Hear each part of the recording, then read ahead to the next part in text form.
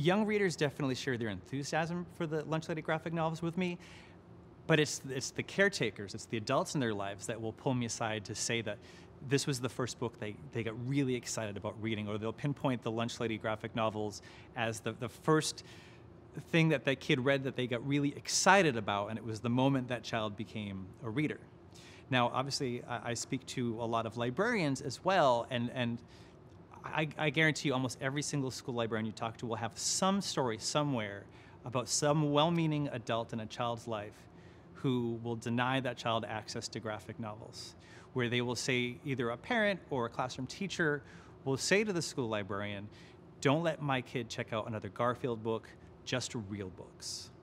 And while the intent comes from a very good place, the action is very harmful, because it could be that that's the only reading material that kid is going to read right now, and it could cause serious damage for the trajectory of that child's reading life.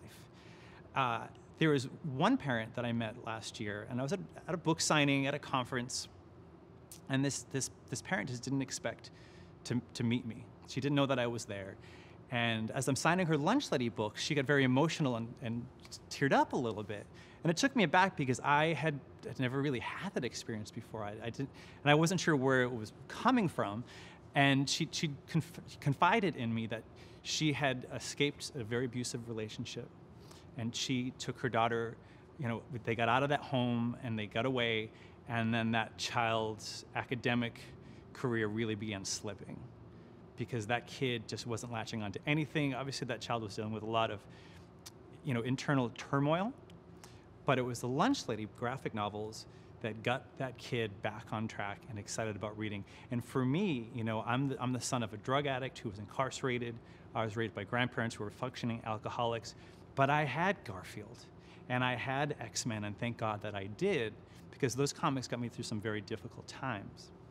There's one librarian that I met down in Texas who, in response to this adult who said, don't let this kid check out a comic, only real books, she pointed out that, to the parent, when you take your child to the playground, you don't say to that child, you need to get up on those monkey bars for 20 minutes a day. If you want to be a successful player, you have to get up on those monkey bars. You don't do that. You let the child gravitate towards the piece of playground equipment that they're most excited about.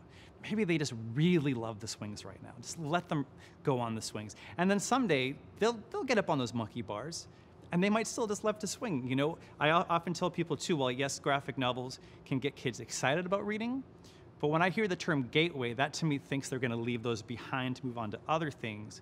And there's no reason why graphic novels and prose novels can't coexist in a child's life. A child can love Charlotte's Web as much as they love Captain Underpants.